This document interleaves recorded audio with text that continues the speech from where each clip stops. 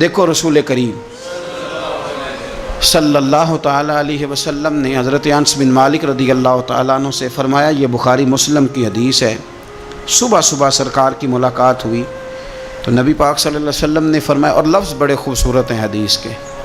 حضرت انس کہتے ہیں میں قربان جاؤں، میں تو غلام تھا نا، لیکن حضور فرمانے لگے، یا بنیا، او میرے بیٹے، تجھ سے ایک بات نہ کروں؟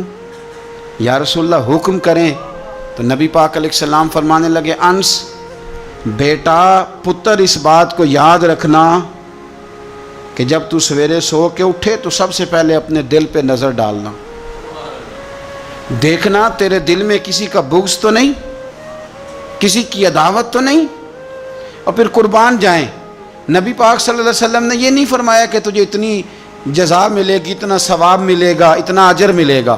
کیا انداز ہے کریم محبوب کا، تیرے آگے ہیں یوں دبے لچے فصحا عرب کے بڑے بڑے، کوئی جانے منہ میں زبان نہیں بلکہ جسم میں جان نہیں۔ حضور فرمانے لگے، انس دیکھنا ذرا ترتیب جملوں کی، فرمایا انس صبح اٹھ کے اپنے دل پہ نظر ڈالنا، تیرے دل میں کسی مومن کا بغض تو نہیں، اور ثواب نہیں بیان کیا بلکہ حضور فرمانے لگے، انس خیال کرنا بغض تو نہیں، اور فرمایا انس یہ خیال کرنا اور بغض نہ رکھنا یہ تیرے نبی کا طریقہ ہے، فرمایا یہ تیرے رسول کی سنت ہے، اس کا ذرا خیال رکھنا۔ گویا حضور نے فرمایا یہ میری وصیت ہے، میرے اس طریقے کو ذرا جاری۔ سویرے اٹھ کے موبائل پہ نظر ڈالنا ضروری نہیں، کھاتا دیکھنا ضروری نہیں، سویرے اٹھ کے کوئی روب ڈالنے کے نئے نئے طریقے اور مال کمانے کے نئے نئے طریقے سوچنا یہ تو مردہ کر دیتا ہے دل کو۔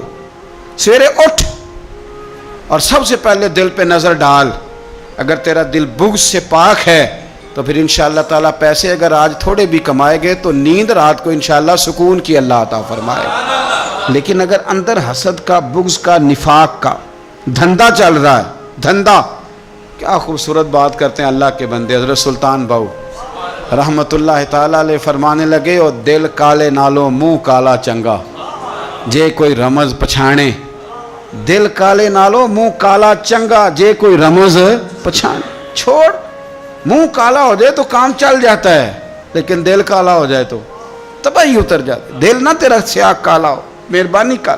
اتنی لڑائی کسی کی کسی کے ساتھ نہیں جتنی تکلیفیں ابو جہل اور اس کی اولاد نے میرے رسول کو پہنچائی، لیکن میرے رسول کریم صلی اللہ علیہ وسلم سے، او سون یار سون، چھوڑ تو سسر کی بات، تو چھوڑ ساس کی بات، تو چھوڑ بھائی کی بات، تو چھوڑ پڑوسی کی بات، چھوڑ تو مالک کی بات۔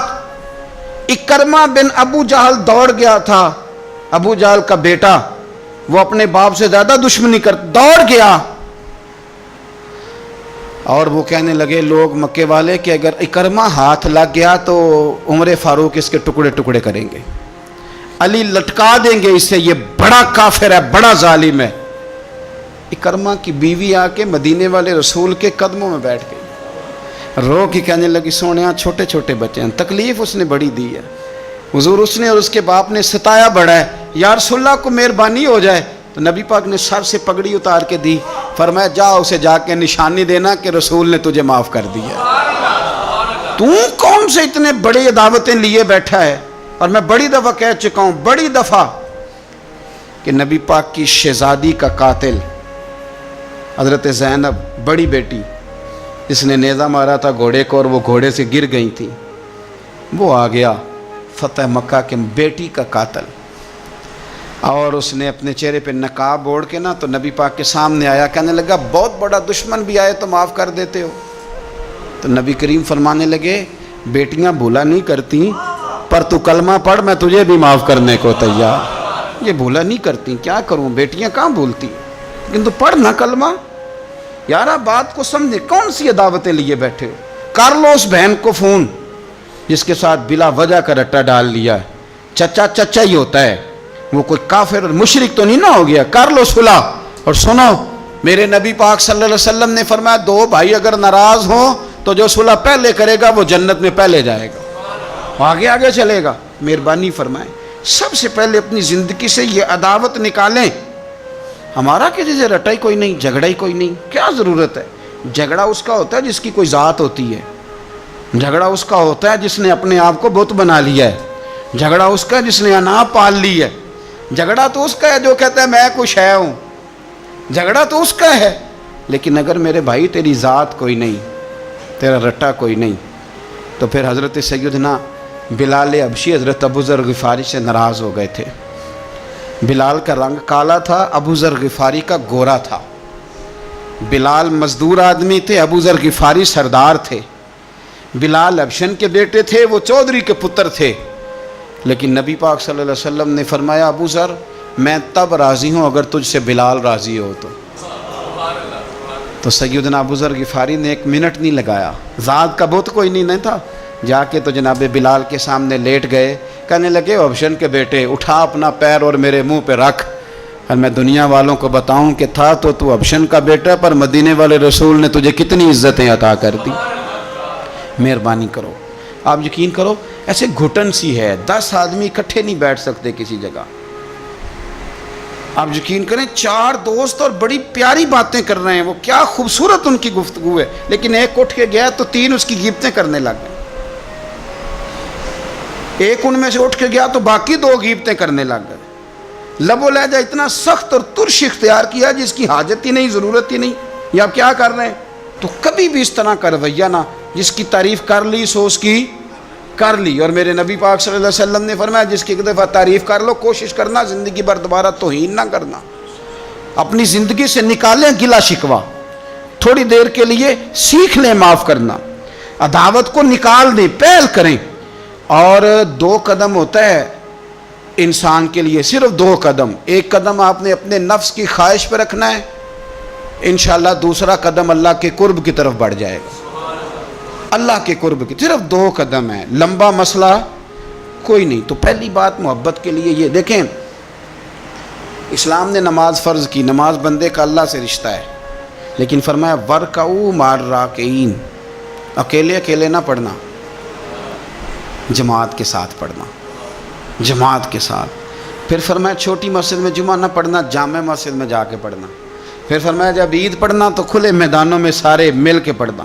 پھر فرمایا جب حج پہ آؤ نا تو تمہیں سکون شلوار قمیض میں ہے یا تہمت کرتے میں ہے، لیکن یہاں جب میری بارگاہ میں آؤ نا میرا دل کرتا ہے سب کا ایک رنگ ہو، سفید۔ اور بڑی خوبصورت حدیث ترغیب و ترہیب میں نبی کریم صلی اللہ علیہ وسلم نے فرمایا کہ جب لاکھوں حاجی میدان عرفات میں جمع ہوتے ہیں نا، میدان عرفات میں کوئی بہت عالیشان بندوبست آج بھی نہیں ہے، آج بھی لوگ چٹائیوں پہ بیٹھتے ہیں، اور اے سی والی بس میں بھی آپ بیٹھ کے جائیں تو پھر بھی کچھ نہ کچھ گرد آپ پر پڑی جاتی ہے، وضو کرنے جائیں تو پھر بھی کچھ نہ کچھ ریت سر میں، داڑھی میں، بالوں میں پڑ جاتی ہے، لیکن لاکھوں لوگ آئیں پر اکٹھے ہو کے آئیں۔ اکیلے اکیلے کوئی میدان عرفات میں جائے اور 9 ذی الحج کے علاوہ جائے تو یہ مقام اسے نہیں ملتا، لاکھوں آئے، اکٹھے آئے۔ تو حضرت ابو ہریرہ رضی اللہ تعالیٰ عنہ فرماتے ہیں رب کریم آسمان کے دروازے کھول کے فرشتوں سے فرماتے ہیں ذرا نیچے تو نظر کرو، فرشتے دیکھتے ہیں نیچے تو اللہ فرماتے ہیں ان کے چہروں پر گرد ہے، یہ بڑے بڑے بنگلوں میں رہنے والے، ان کی حالت دیکھو کتنی آج خستہ ہے، گویا تم نے تو کہا تھا نا یہ فساد پھیلائیں گے، تو فرشتوں مجھے بتاؤ یہ اربوں پتی، یہ مفتی، یہ صوفی، یہ علامہ، یہ شیخ، یہ پیر، یہ اتنے بڑے لوگ یہ کدھر آئے ہیں بتاؤ؟ تو فرشتے عرض کرتے ہیں اللہ تجھے راضی کرنے آئے، یہ لاکھوں لوگ گھر بار چھوڑ کے تجھے راضی کرنے آئے۔ تو میرے نبی پاک علیہ السلام فرماتے ہیں پھر رب فرماتا ہے تم گواہ ہو جاؤ میں نے ان سب کو دوزخ سے آزاد کر کے ان کے لیے جنت کا فیصلہ کر لیا۔ اور حضرت فضیل بن عیاض کہتے ہیں میں نے 1 سال کہا تھا اے اللہ مجھے بتا تو صحیح، اتنے بلا لی ہیں، قبول کس کس کا ہوا ہے؟ تو کہتے ہیں میں اور جاگتے ہوئے تو عاطف غیب سے ندا آئی فضیل تو کو منشی نہیں اللہ کی رحمت کا کہ تجھے پوچھ کے قبول کیا جائے گا، میں نے بلایا ہی اسے تھا جس کا میں نے قبول کر لینا تھا، دوسرا میں نے داخل ہی کوئی نہیں ہونے دیا، یہاں آیا ہی وہ ہے جس کا میں نے قبول کرنا تھا۔ حضور فرماتے ہیں رب فرماتے ہیں گواہ ہو جاؤ میں نے ان کے گناہ بخش کے جنت کا فیصلہ کر، اگلے لفظ سنیں گے تو اور خوش ہو جائیں گے۔ نبی پاک علیہ الصلوۃ والسلام فرمانے لگے، حضور فرمانے لگے رب فرشتوں سے فرماتا ہے انہیں بھی بخش دیا ہے اور جن جن کے لیے یہ دعا کریں گے میں ان سب کی بھی مغفرت فرما دوں. تو یہ ساری اجتماعی عبادات مسلمانوں کو آپس میں جوڑنے کے لیے، آپس کی محبتوں کے فروغ کے لیے. زکوٰۃ کیا ہے؟ امیروں کا غریبوں کو حصہ دینا. قربانی کیا ہے؟ اپنے پیسوں کا جانور خرید اور اپنے پیسے لگا کے اسے ذبح کر، پھر اس کا گوشت بنا، ساری ڈیوٹی تیری پر دینا غریبوں کو. یہ کیا ہے؟ یہ لوگوں کو ایک دوسرے سے جوڑتا ہے، یہ محبتیں پیدا کرتا ہے. میرے نبی پاک علیہ السلام نے فرمایا ایک دوسرے کو تحفہ لیا کرو، دیا کرو، اس سے محبت بڑھتی ہے. تحفہ لیا دیا کرو، اس سے صرف لینا نہیں، تحفہ مہربانی فرمائیں. کسی کی جیب پر دھیان رکھنا منع ہے دین میں، بلکہ نبی پاک صلی اللہ علیہ وسلم نے فرمایا اگر تم چاہتے ہو نا کہ لوگ تم سے پیار کریں تو فرمایا جو ان کی جیبوں میں ہے اس سے بے نیاز ہو جاؤ. پھر تم یہ چھوڑ دو کہ یہ میرے لیے لایا کیا ہے. اگر تم لوگوں کی جیبوں پر توجہ کرو گے تو پھر وہ لوگ تم سے کبھی محبت نہیں کریں گے. لیکن ایک شریعت نے جو اینگل دی تحفے طائف کی، اس کا جو انداز ہے اس پر ذرا غور کریں. حضرت جابر ابن عبداللہ رضی اللہ تعالیٰ عنہ فرمانے لگے کہ میری اماں نے نا حریرہ بنایا.